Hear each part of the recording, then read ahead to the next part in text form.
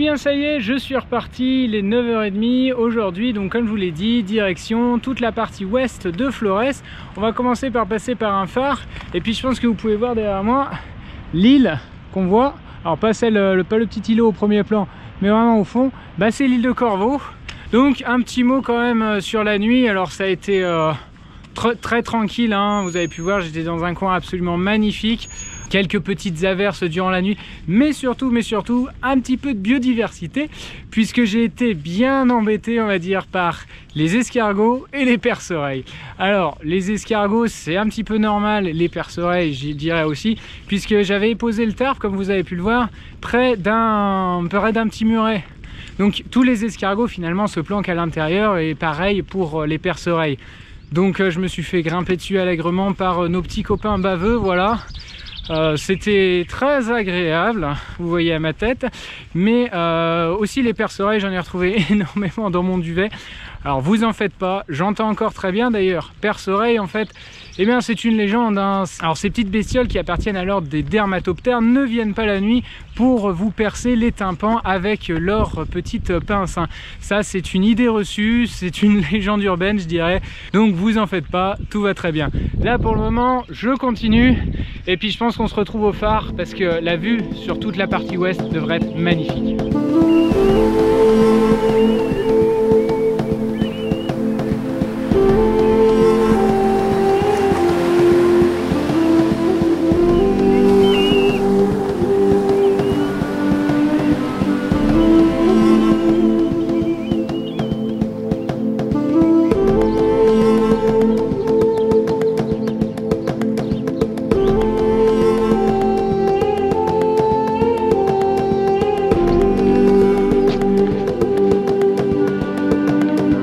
Allez, bah, juste devant, comme d'habitude, nos chers quadrupèdes onguligrades. Alors, pourquoi ce terme quadrupède? 4 pattes, hein. Et pourquoi onguligrade? Et ben parce qu'en fait, les vaches marchent sur leurs ongles, les sabots. Voilà, c'est pour ça que bah, si vous voulez vous la péter un peu, vous pouvez dire que les vaches sont des quadrupèdes onguligrades. Le paysage est franchement incroyable.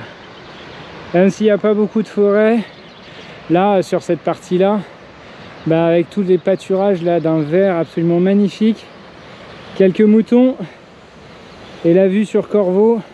Franchement aujourd'hui j'ai des conditions qui sont super. J'espère que ces gros nuages là vont passer un peu ou vont tomber, et puis aujourd'hui il risque d'être une journée incroyable.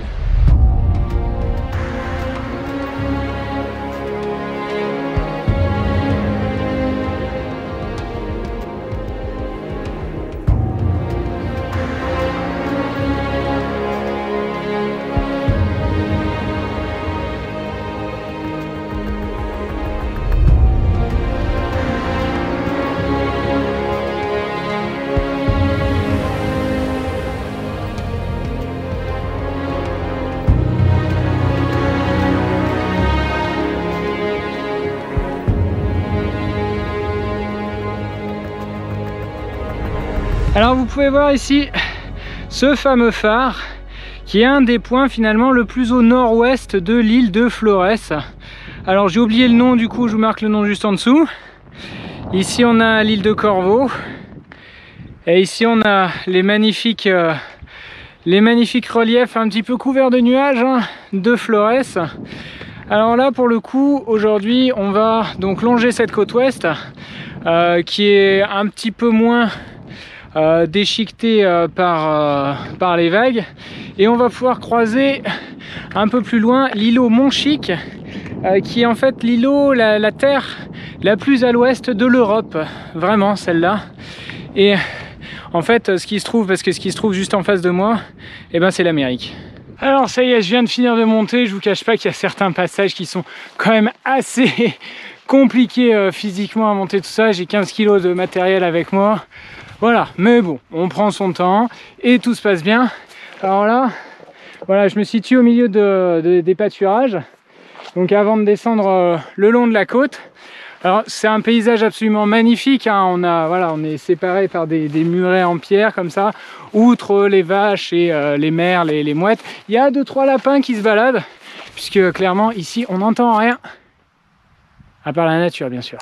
Ouais, c'est vraiment une île qui est très très naturelle. Bon, naturelle, on s'entendra, hein, les pâturages sont pas très naturels, mais ça reste quand même une des îles, je pense, les plus préservées de l'archipel des Açores.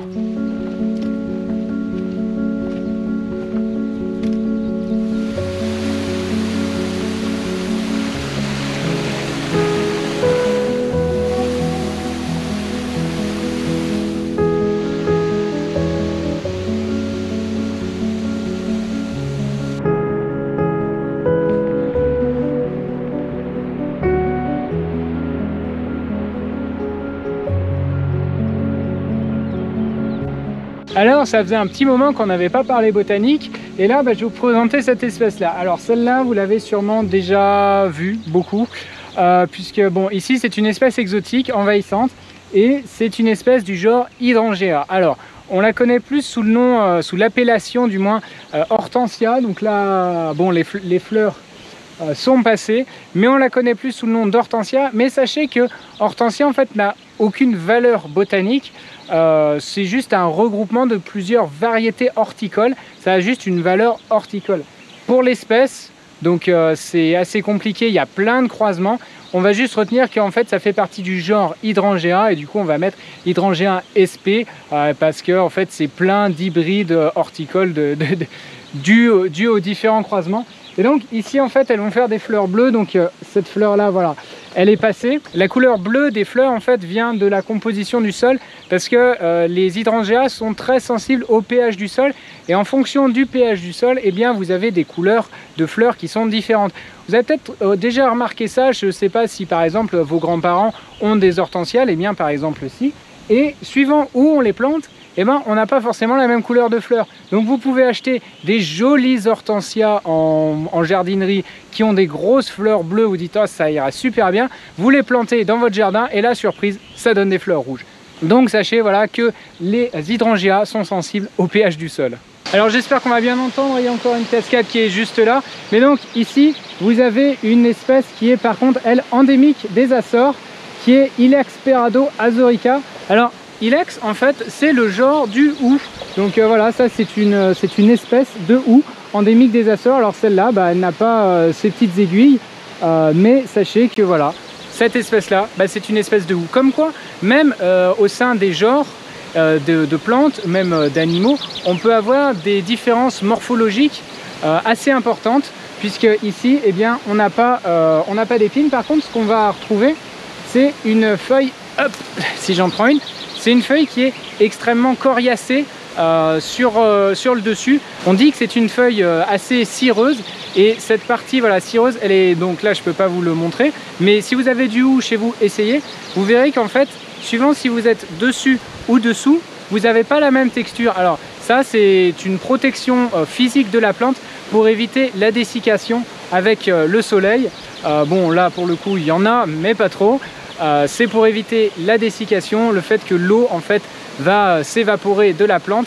Donc on a une petite couche protectrice comme ça, une couche cireuse, et ça c'est assez typique de cet ilex là et du houx qu'on peut retrouver dans les forêts en Europe.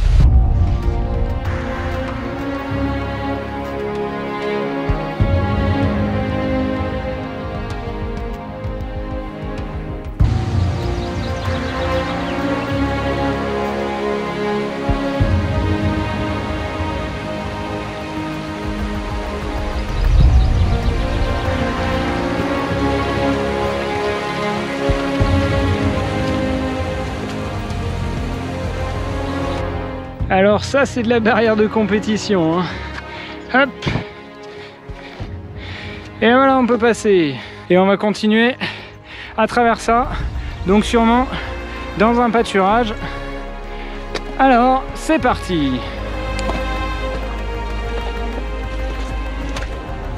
Je vous en parlais tout à l'heure, voilà le fameux îlot Montchique, le point le plus à l'ouest du continent européen, hein, parce que au-delà, c'est l'Amérique. Je vous rappelle quand même qu'on est sur la plaque continentale américaine, géologiquement parlant, sauf que, eh bien, humainement parlant, sociologiquement parlant, on est sur le continent européen. avec donc ce point. Plus à l'ouest, on ne peut pas l'être sans sortir de l'Europe. Alors pour ceux qui l'ont déjà fait ou si vous avez regardé ma vidéo, là on a un paysage qui me rappelle énormément le sentier pour monter au Piton des Neiges depuis les plaines. Alors pourquoi ? Bah, parce qu'on a pas mal de pâturage, donc pas mal de vaches finalement, mais aussi pas mal d'eau. Voilà, je marche entre 10 et 15 cm des fois d'eau ou debout, mais aussi en termes de végétation, puisque ici on a donc retrouvé notre super branle des Açores, alors Erica azorica. À La Réunion, si vous faites le sentier du Piton des Neiges en passant par les plaines, je le répète, eh ben, vous pourrez trouver du branle-vert. Sauf que eh bien, là, on est largement moins haut que le sentier du Piton des Neiges qui est aux environs de 1000 mètres, je crois qu'il commence à 1500 mètres, alors qu'ici, on est seulement à 400 mètres. Et on a déjà du branle.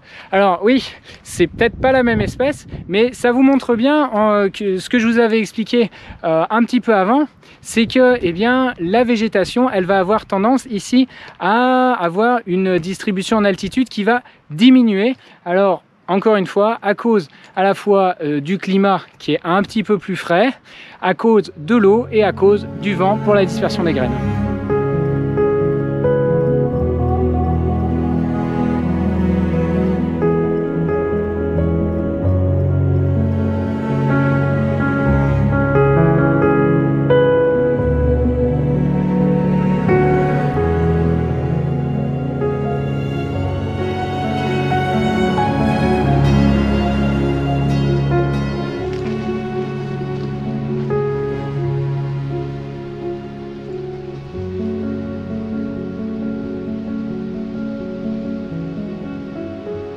Alors juste devant là, c'est Faya Grande, une petite étape de notre parcours de la journée. Ça fera 12 km depuis Ponta Delgada, sauf que clairement, bah voilà, le sentier, et vu la falaise, je sais pas trop où on va passer. Là je sais qu'on a un moment de dénivelé assez important. Je pense que peut-être qu'on va passer par là à flanc de falaise, mais pour ça, bah, il faut qu'on descende tout ça. Sauf que comme vous voyez, le relief est relativement assez escarpé. Bon, c'est pas de la falaise, mais c'est très escarpé. Typiquement, le risque qu'il peut y avoir ici, c'est voilà, en fait, bah voilà la taille du caillou qui est une partie du caillou, on va dire, qui est tombée. Notre partie est là et vous voyez, tout a été arraché sur son passage. Bah, tout le bois a été arraché. Donc ouais, faire gaffe parce que bah, ça, c'est typiquement bah, de l'érosion. Avec la pluie, le vent, ça va abîmer la roche qui va devenir fragile et après un petit séisme ou un peu trop de pluie par rapport à d'habitude et finalement le caillou il tombe. Bon, le sentier devient plus clair, l'objectif se rapproche aussi, mais ça reste pas moins dangereux, hein, voilà. Mais au milieu de ce paysage là et puis aujourd'hui avec une météo formidable, ah, je m'éclate vraiment, c'est extraordinaire ce paysage magnifique. Alors déjà 12 km aujourd'hui, là on va attaquer la deuxième étape, 7 km pour aller donc, on est là au niveau de Faya Grande et on va aller au centre de l'île voir les calderas qui sont avec des lacs ici. Tout ça je vous le détaillerai bien sûr, qu'est-ce qu'une caldeira, pourquoi est-ce qu'on a un lac ici. Donc vous voyez on se situe toujours dans la partie ouest, on va aller dans la partie centre-ouest maintenant. Pour ça bah, encore 4 heures. Alors voilà, avec un dénivelé qui va grimper un peu parce qu'il va falloir qu'on atteigne les plateaux voilà, de l'île qui sont entre 650 et 700 mètres. Et après ça devrait aller bien. Mais en gros, là, il va y avoir 3,5 km, les 3 premiers km 5, la moitié de la rando qui va être compliquée. Alors vous pouvez sûrement le voir à ma tête, je viens de finir la montée. Ah, clairement, c'était loin d'être la plus facile. Des allures de grand bassin, un petit peu en termes de dénivelé. Waouh! Franchement, excusez-moi le jeu de mots, mais ce dénivelé là il soulève, hein. C'est pas encore fini, va falloir que j'aille là-haut encore et je vais longer les falaises. Mais voilà, là c'est magnifique, c'est magnifique, le paysage est magnifique. Alors là ça va valoir le coup, je vais faire une petite pause et puis je vais sortir le drone, histoire aussi de souffler un peu, puis de faire des belles images quand même.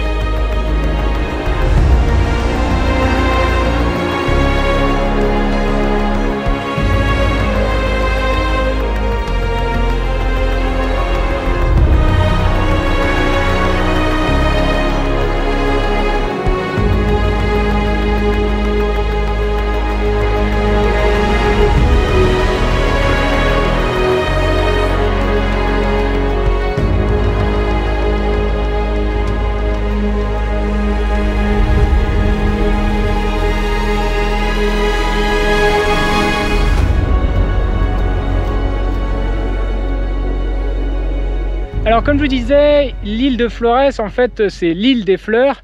Et en fait, sur cette île, il y a environ 300 espèces botaniques, donc qui font pas toutes des fleurs. Et notamment, voilà, des bryophytes, et qui forment comme ça d'énormes coussins. Alors, attention, je vais retirer ça. Vous voyez, il y a facilement 80 cm à l'intérieur. Voilà, ça forme ces énormes coussins qu'on peut voir partout. Alors ça y est, là j'attaque les derniers mètres de dénivelé sur ces hauts plateaux. Donc maintenant voilà, ça va être vallonné comme ça jusqu'au caldeira et on se retrouve forcément au caldeira. Ça y est, je suis au sommet de là où je voulais aller pour aujourd'hui. Alors complètement crevé. Ouf. Mais alors face à moi, j'ai un paysage mais extraordinaire. Mais finalement, là, je vais vous détailler tout ça demain. Je vais en profiter d'avoir ce magnifique temps là pour faire des images drone de ces calderas, de ce paysage là qui s'offre à moi, qui est extraordinaire, qui est sublime. Et puis bien sûr, je vous détaillerai comment est-ce que ça c'est là et pourquoi ça c'est là. Tout ça demain, mais là pour l'instant un petit peu de repos quand même. Alors avant de se quitter, comme hier soir, un petit bilan de la journée. Alors aujourd'hui, qu'est-ce qu'on a fait? On est parti de Ponta Delgada qui était au nord-ouest et on a longé toute la côte ouest avant de s'enfoncer, on va dire, dans les terres, les hauts plateaux. Alors oui, hauts plateaux parce que franchement le dénivelé, fallait s'accrocher, hein, surtout avec tout le matériel, voilà, mais bon, nécessaire pour avoir un minimum de confort mais surtout de la sécurité. En tout cas, waouh, ça a été toute la journée, ça a été impressionnant en termes de paysage, c'était époustouflant et j'ai énormément de chance en plus avec le temps qui est clairement au rendez-vous. J'ai eu une journée absolument magnifique. Alors j'espère que demain ce sera la même chose. Au programme, on va parler des calderas qui se trouvent juste derrière moi. Et on parlera aussi d'un des plus gros édifices géologiques en Europe qui se trouve ici sur cette île. Tout ça, eh bien, je vous en parle demain. En plus, je parlerai aussi de la petite limite qu'on a franchie pour être sur cette île. En attendant, moi je vous dis bonne soirée et je vous laisse avec ce timelapse.